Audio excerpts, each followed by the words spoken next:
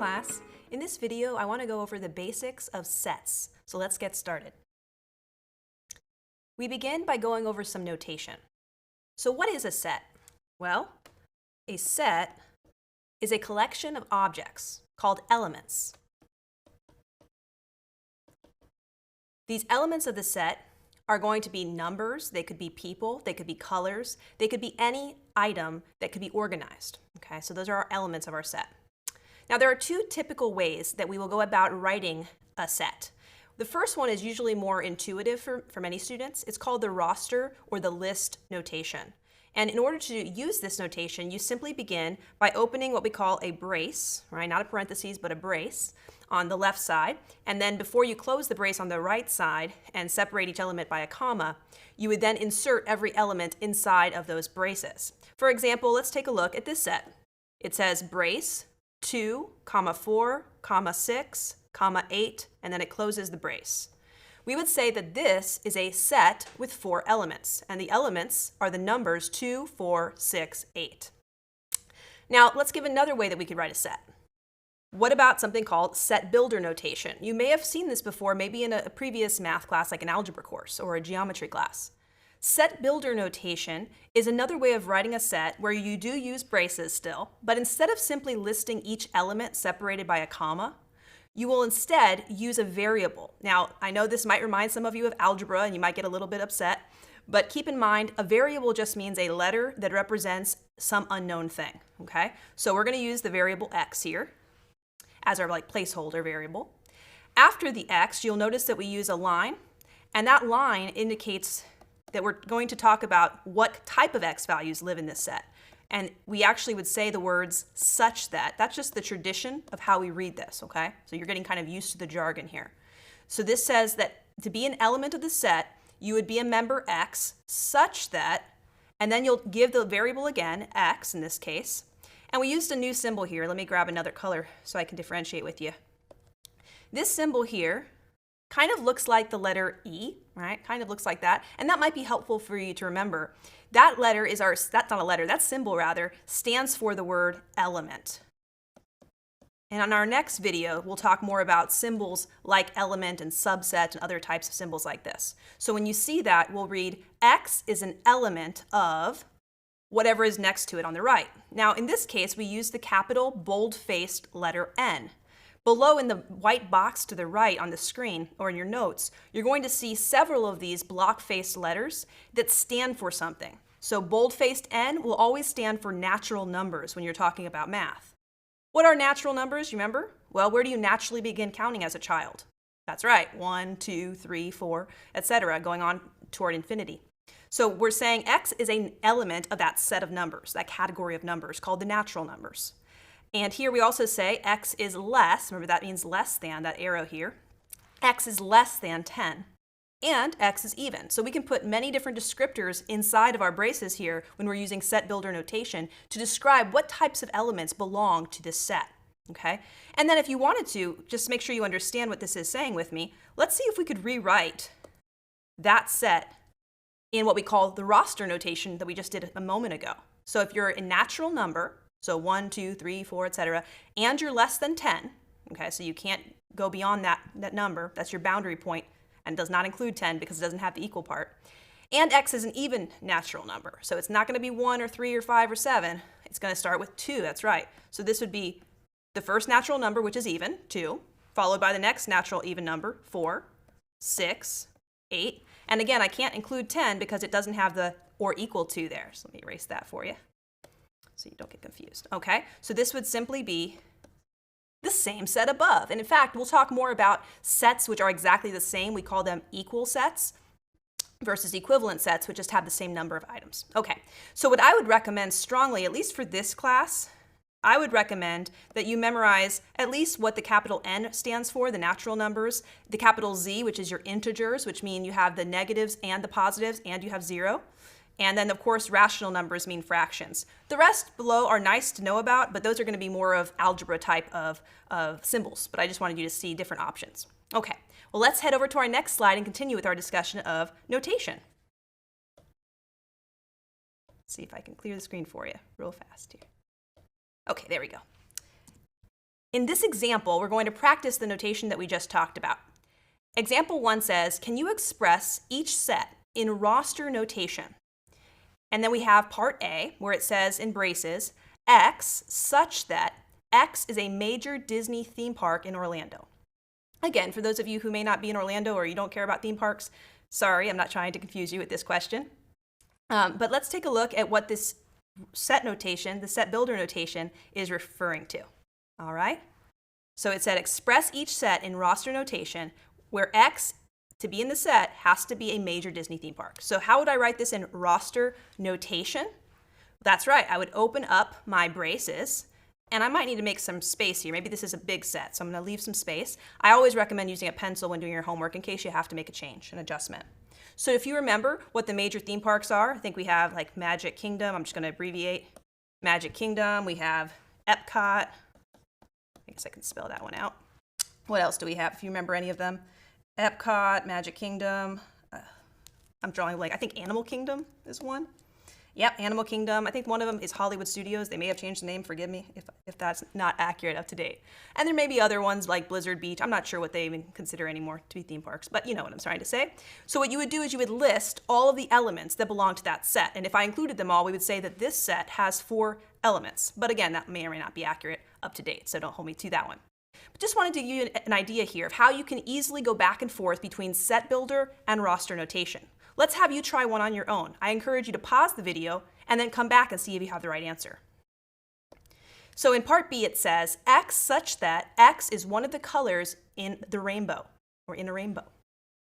Okay, well you can consult your resources if you don't remember which colors are in a rainbow, but the basic idea that I wanted to see here was that you understood how to write this set builder set, to rewrite it in roster notation. So I believe there's red. Remember that acronym, Roy G. Biv? Okay, so we have red, orange, yellow, blue, indigo, violet, I think I forgot one. G, right? Green. That was what I forgot. Okay. All right, so again, I'm not testing your colors or your knowledge of theme parks on your test, so have no fear. Just want to give you examples, practical examples, of how you can go from a set builder notation to roster notation. Could you go the other direction? Let's check on our next example. In example 2, express each set in set builder notation. So now in part A it says, in braces, Universal Studios, comma, Islands of Adventure, close the braces. Okay, so right now this is in what type of notation? That's right, roster notation, because each element is listed directly as it is, separated by a comma. So this set has 2 elements in the set. So how could one rewrite this in set builder notation? Let's see if I can do one with you, and then I'll have you do the other one by yourself. So to rewrite this in set builder notation again, remember we start with our braces, and we end with our braces. And what do we want to use first to indicate something that is unknown, that keeps changing? That's right, a variable like the letter X. And then what was the next symbol that we used to say such that? Do you remember? Yeah, we used that line segment. Okay, so X such that, and then we write X again. So X, now we use the descriptors, right? Is X an element of a set of numbers? What is X here? So in this case, when you think of Universal Studios and Islands of Adventure, what kind of things are we describing here? What definition is this? Yeah, you could say they would be theme parks, right? Maybe Universal Orlando theme parks. So maybe you'd write something like X is an element of Universal theme parks, something like this. Okay, so in order to be in this set, you have to be a Universal theme park. That's what this says in set builder notation. Why don't you try B on your own? Pause the video and come back. All right, let's see how you did. So in B here, we had the set with the braces again, 1, 2, 3, 4, 5, 6, 7. Close the braces. So how did you rewrite this in set builder notation? If you said you opened the braces, and then you wrote the variable X with the line that says such that X is an element of, remember that symbol? Good job. Now which type of numbers are we describing here? Are these integers? Well, technically, yes. But even more specifically, these are what we call the natural numbers. We mentioned those in our previous slide. at the beginning. Natural numbers are where we naturally begin counting. So 1, 2, 3, etc. So these are natural numbers, but notice not every natural number was in our set, was it? No, only up through 7, okay? So maybe you said, and x is less than 8? Maybe that's what you said. Another way of doing this, you could have said x is less than or equal to 7, because that would include the 7, wouldn't it? So I'll let you pick which of those you prefer. Don't want to keep both on the screen to confuse you, though. All right, so now we've practiced how to go back and forth between roster and set builder notation. That's going to be really important as you read your problem so that you can understand what elements are really in each set. Well, let's head to our next slide. Example 3, true or false? Mexico, and remember what this means? Yep, element, that's right. So this is saying that Mexico is an element of the set to the right of it. Well, let's take a look at the set. It says X such that X is an element of the set of countries in South America. And then it closes the brace. Okay. So in order to be a member or an element of this set, your variable, right, your element potential, he or she would have to be a country in South America. Again, I'm not testing geography on your math test, but this is just an example of how you have to really pay close attention to the definition. Here it's saying Mexico is an element of the set of countries, basically, in South America. Well, Mexico isn't in South America, it's in Central America, so because of that, that's why we would say this is false, right? But if I had said, for example, Colombia or Venezuela instead of Mexico here, then this would have been true, okay? So what we normally use is this symbol, the element with a line through it. You may remember that this kind of seems familiar to you with the equal sign when you put a line through it, like not equal to. This says not an element of. Okay, so this means not an element. So that would have been a true statement, right? Mexico is not an element of this set. But the answer here is just false. See if you can answer B on your own. All right, how'd you do? It said B is an element of this set. And in braces, it lists in roster notation A, comma B, comma C, comma D, comma E, and then it closes the braces. So was this true or was this false? Well, yes, notice how B is found inside of the set. In order to be an element, it has to be one of the elements of the set. It has to be inside it physically, or in the description like the one above. So this would be a true statement. If, on the other hand, they had used this symbol, not an element, then that would have been a false statement. Okay, so I'm hoping that the notation is starting to make a little more sense and that you're making adjustments to your notes as needed. Let's head to our next slide. Ooh, a lot of words on this one. So set properties.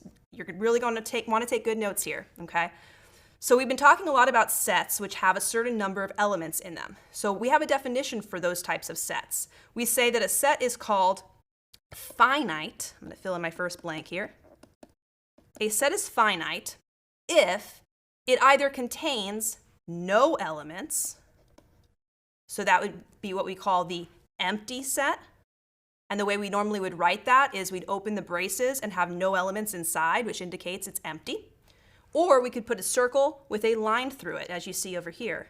A circle with a line through it is also the empty set. And you probably have seen that in your algebra days. If you were saying there is no solution, what you were really saying is the solution set is empty. There is nothing that satisfies this equation. Right, so that's what that is referring to there, the empty set.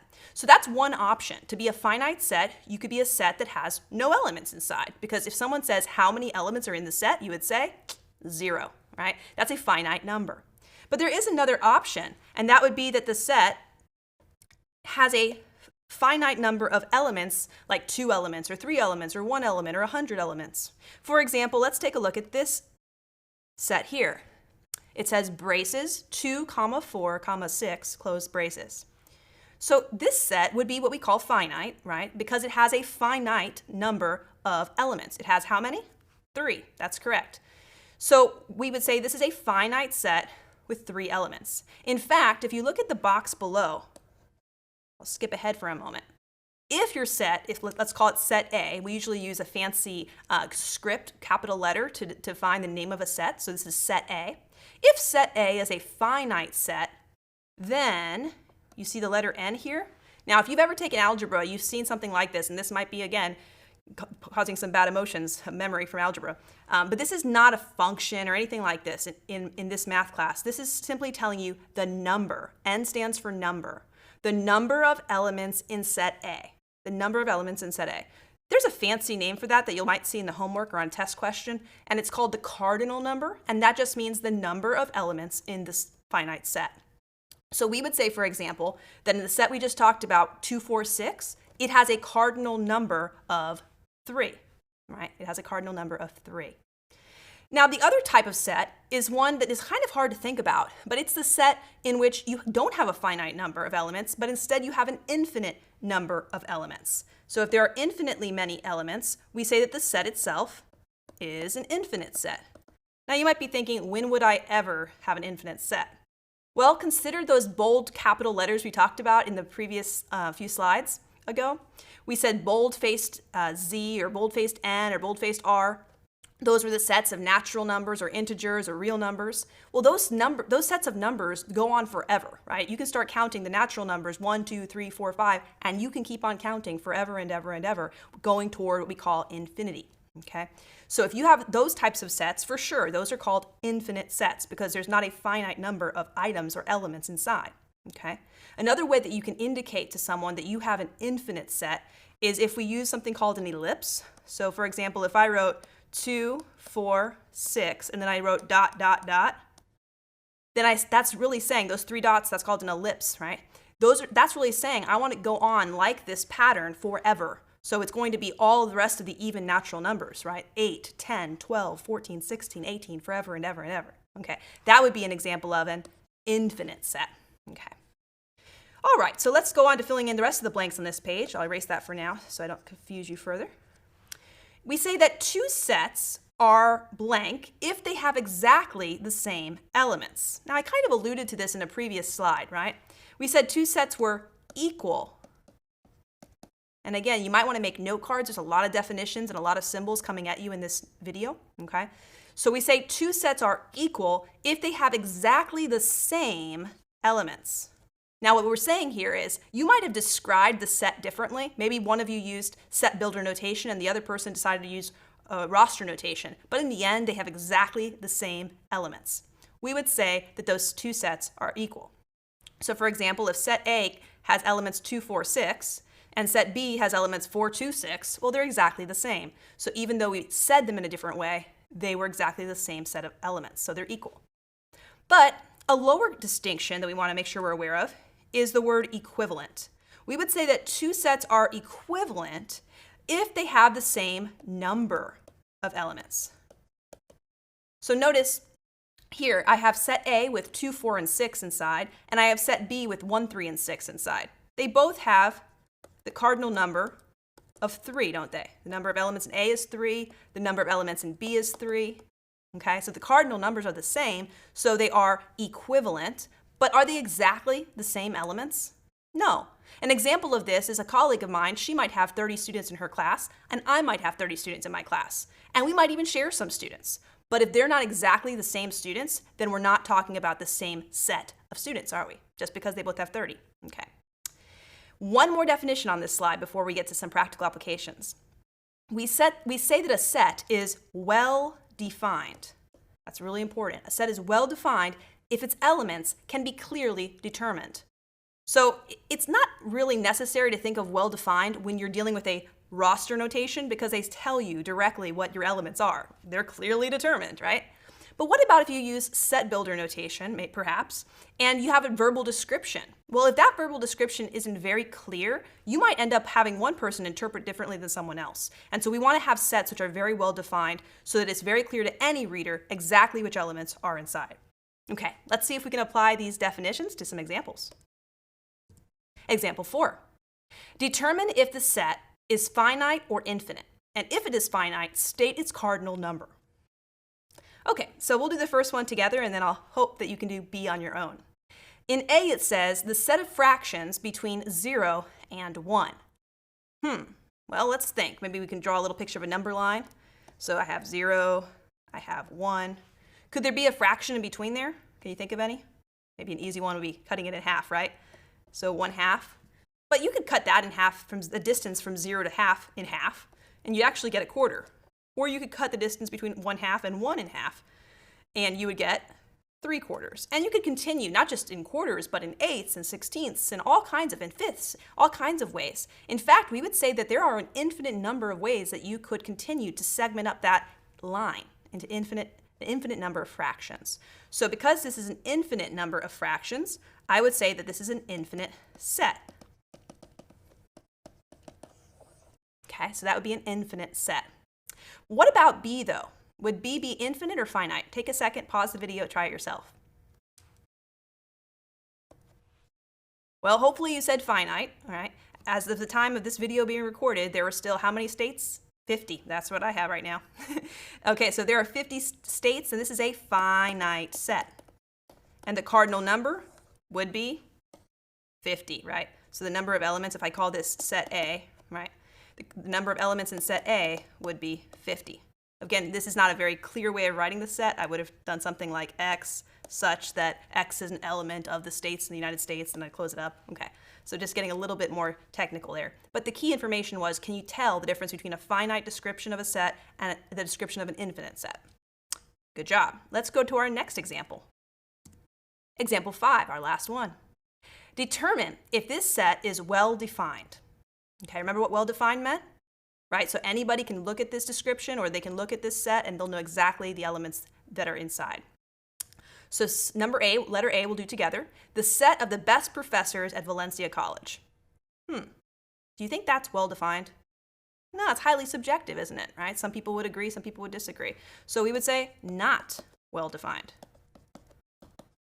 So when you have a vague description or something that's just not quite clear, it has some room for ambiguity, that would be not a well-defined set of elements in the set. What about B? Can you try that on your own? Right, now if you're on an online class or an in-person class, either way, there's a finite number of students in that class, right? So we would say that this is a finite set of well-defined elements. This is well-defined because we can easily find out all of the members of that set. And we would all know exactly who we're talking about, everyone on the roster, okay? All right, well, that's the end of this section. So I hope that this video provides you a jump start into doing your homework as you explore the basics of sets. In our next video, we'll talk about subsets and more notation. So until then, happy practicing, because math is not a spectator sport. I'll see you next time.